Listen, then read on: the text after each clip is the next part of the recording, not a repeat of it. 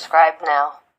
Hello student, आज की इस वीडियो में मैं जवाहर नवोदय विद्यालय प्रवेश परीक्षा क्लास 9 के बारे में पूरी जानकारी देने जा रहा हूं कि उसका एग्जाम कब होता है, कौन दे सकता है, उसके लिए क्या क्या ज़रूरत है, वो सारे बातों को आज इस वीडियो में बताने जा रहा हूं। तो उससे पहले मैं बता दूं थोड़ा सा अपने बारे में। मेरा नाम सुशील कुमार है और मैं जवाहर नवोदय विद्यालय का स्टूडेंट रहा हूँ, मतलब मैं जवाहर नवोदय विद्यालय में पढ़ा हूँ। तो चलिए वीडियो को स्टार्ट करते हैं। तो देखिए, JNV entrance exam class 9, Jawahar Navodaya Vidyalaya entrance exam class 9, उसको एक और नाम से भी जानते हैं, क्या नाम से जानते हैं, लेटरल एंट्री भी बोलते हैं। लेटरल एंट्री क्लास 9, लेटरल इसलिए क्योंकि लेट से 9th में एंट्री हो रहा है। तो सबसे पहला बात आता है कि लेटरल एंट्री की जरूरत क्यों पड़ा। तो देखिए, लेटरल एंट्री में कौन विद्यार्थी आ सकता है। उससे पहले मैं सीट के बारे में थोड़ा सा बात करता हूँ। नंबर ऑफ सीट कितना रहता है, not fixed, vary school to school. अब इस पे बात आता है कि नंबर ऑफ सीट फिक्स नहीं रहता है कि कितना सीट है लेटरल एंट्री के लिए, मींस क्लास 9 के लिए स्कूल टू स्कूल वेरी करेगा। तो इसी में मैं बताने जा रहा हूँ कि क्लास 9 में क्यों नवोदय विद्यालय समिति को ऐसा क्यों जरूरत पड़ा कि क्लास 9 का एग्जाम जो लेता है और उसका सिलेक्शन टेस्ट का आवश्यकता ही क्यों पड़ा। तो देखिए, क्लास 6 में आप एग्जाम होता है, आप जानते हैं जवाहर नवोदय विद्यालय का, उससे 80 बच्चा का सिलेक्शन होता है। 80 बच्चा का सिलेक्शन हुआ, मान लीजिए एडमिशन भी हो गया, किसी कारणवश कोई बच्चा 6 से 9 के इंटरवल के बीच में ही स्कूल को छोड़ दिया, कोई भी कारण हो, तो उसका जो सीट क्या हो गया, वैकेंट हो गया, मीन्स उसकी जगह पे सीट खाली रह गई। तो खाली सीट को भरने के लिए जवाहर नवोदय विद्यालय जो है क्लास 9 में एक एग्जाम कराती है जिसको लेटरल एंट्री के नाम से जाना जाता है। तो इसीलिए ये एग्जाम कराया जाता है। तो देखिए, अब number of seat note fix, अब इसलिए फिक्स नहीं है नंबर ऑफ सीट क्योंकि आप समझिए कि कोई स्कूल में मान लीजिए कि 2 से 3 स्टूडेंट क्लास 6 में जो आए थे वो 8 में चले गए, उसको मन नहीं लगा या फिर जो भी रीजन है वो चले गए, तो उसमें क्या हो गया, 3 सीट खाली रह गया। कोई स्कूल में 5 से 6 स्टूडेंट या कोई स्कूल में 10 स्टूडेंट, कोई स्कूल में एक भी नहीं। तो वो डिपेंड है स्कूल टू स्कूल कि कितना सीट खाली है, उसके अनुसार सीट भरा जाएगा। अब हम बात करते हैं एलिजिबिलिटी कंडीशन कि कौन क्या क्या इसका कंडीशन है एग्जाम देने के लिए। तो देखिए, कौन इसका एग्जाम दे सकता है। तो देखिए, प्रेजेंट क्लास 8th में होना चाहिए, जिसको देना है वो अभी प्रेजेंट, मतलब अगर आपको एग्जाम देना है तो अभी आप 8th में होना चाहिए।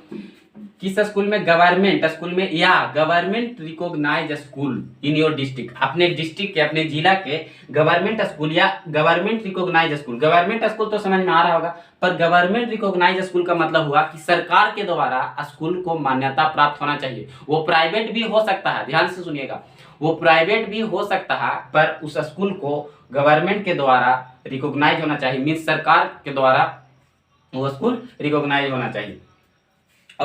और जिस डिस्ट्रिक्ट से आपको भरना है उसी डिस्ट्रिक्ट में वो स्कूल होना चाहिए। फर्स्ट तो ये हो गया। सेकंड में क्या है, एज आपको 13 साल से 16 साल के बीच में होना चाहिए। 13 साल से 16 तक आपका एज हो सकता है।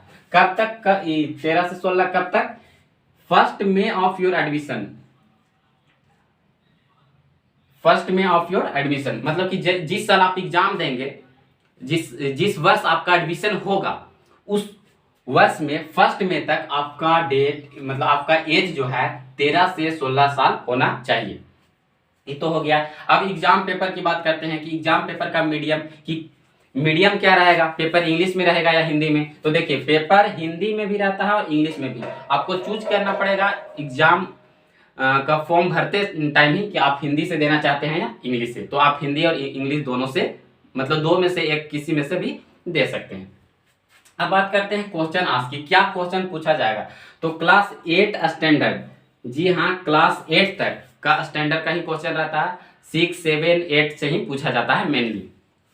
अब बात करते हैं कि देखिए इसमें क्या क्या पूछा जाता है। तो हिंदी पूछा जाता है, इंग्लिश पूछा जाता है, साइंस पूछा जाता है और मैथ पूछा जाता है। तो हिंदी कितना क्वेश्चन रहता है, हिंदी का 15 क्वेश्चन रहता है और कितना मार्क्स का, 15 मार्क्स का, मीन्स कि एक क्वेश्चन 1 मार्क्स का रहे। उसी प्रकार इंग्लिश भी 15 मार्क्स का रहता है और 15 क्वेश्चन है और 15 मार्क्स का हुआ। और साइंस जो है 35 मार्क्स का साइंस रहता है और 35 क्वेश्चन रहता है। और मैथ्स भी 35 क्वेश्चन रहता है और 35 मार्क्स का होता है। तो टोटल 100 मार्क्स का होता है और क्वेश्चन भी कितना होते हैं, 100 होते हैं। अब देखिए, बात करते हैं टाइम की, टाइम कितना मिलता है। देखिए, टाइम जो है जनरली 2.5 घंटा दिया जाता है, 2 आवर 30 मिनट टाइम जनरली दिया जाता है। पर जो फिजिकली हैंडीकैप हैं, जो विकलांग हैं, उनके लिए 30 मिनट मीन्स आधा घंटा एक्स्ट्रा टाइम दिया जाता है। एग्जाम जनरली 10 से 12:30 होता है। देखिए यहाँ पे लिखे भी है कि फिजिकली हैंडीकैप के लिए 30 मिनट एक्स्ट्रा दिया जाता है। सेंटर कहाँ पे होगा एग्जाम, अगर आप फॉर्म भरेंगे तो आपका एग्जाम देने के लिए सेंटर कहाँ पे देगा, इन जेएनवी योर डिस्ट्रिक्ट, मतलब आपके डिस्ट्रिक्ट के जो जेएनवी होगा, जवाहर नवोदय विद्यालय होगा, उसी में देगा। अगर जरूरत पड़ने पे बाहर भी दे सकता है। मान लीजिए बहुत सारा स्टूडेंट भर दिए, मान लीजिए 5,000 स्टूडेंट भर दिए और एक जगह जेएनवी में एग्जाम नहीं लिया जा सकता है, तो उस कंडीशन में बाहर भी सेंटर दे सकता है। ये तो बात हो गई सेंटर की। अब बात करते हैं कि क्या इसमें रिजर्वेशन रहता है।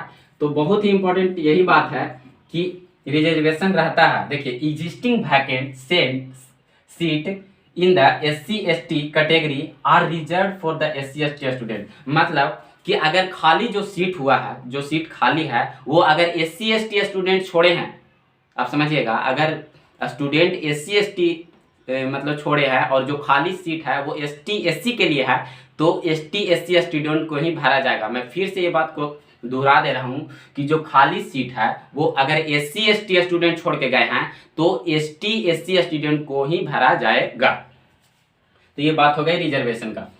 अब बात करते हैं कि इसका फॉर्म कब फिलअप होगा, मीन्स कि इसका फॉर्म कब भरा जाएगा। तो देखिए, अभी तक इसका इस साल का डेट नहीं आया है, पर हम प्रीवियस ईयर से अनुमान लगा सकते हैं, अंदाजा लगा सकते हैं कि फॉर्म कब भरा जाएगा। तो देखिए, प्रीवियस ईयर यानी कि पिछले साल 2020-21 में फॉर्म फिलअप किया गया था दिसंबर, यानी 15 दिसंबर इसका लास्ट डेट था। तो 15 दिसंबर यानी कि, तो उससे हम अभी अंदाजा लगा सकते हैं और लगभग करेक्ट ही होगा कि नवंबर से लेके दिसंबर, यानी कि 10 नवंबर के बाद और फिर इसका जो फॉर्म है वो फिल होने लगेगा, मीन्स आ जाएगा। अब एग्जाम डेट देखिए, इसका फरवरी में जनरली एग्जाम होता है। तो एग्जाम का डेट तो था 13 फरवरी के, पर इसको कोरोना के चक्कर में कुछ रीजन से इसको बढ़ा के 24 फरवरी कर दिया गया था। तो इस बार भी एग्जाम आप मान के चलिए कि 12 से 13 फरवरी को ही एग्जाम होगा। तो आज की वीडियो में बस इतना ही। आप कमेंट में जरूर बताइएगा कि आपको जो इन्फॉर्मेशन है वो कैसा लगा। अगर वीडियो पसंद आया होगा तो वीडियो को लाइक कीजिएगा, और अगर आप चैनल पे नए होंगे तो चैनल को सब्सक्राइब जरूर कीजिएगा और सपोर्ट कीजिए हमको। अब एक और इस यहाँ पे मैं जानकारी देना चाहूँगा कि अगर आपके कोई भाई बहन क्लास 6 में है और वो क्लास 5 में है और ये क्लास 6 का जवाहर नवोदय विद्यालय प्रवेश परीक्षा का तैयारी करना चाहते हैं, तो मेरा यूट्यूब चैनल पे उसका तैयारी कराया जा रहा है, तो आप उसको सब्सक्राइब कर सकते हैं और उससे पढ़ सकते हैं। Bye, all the best.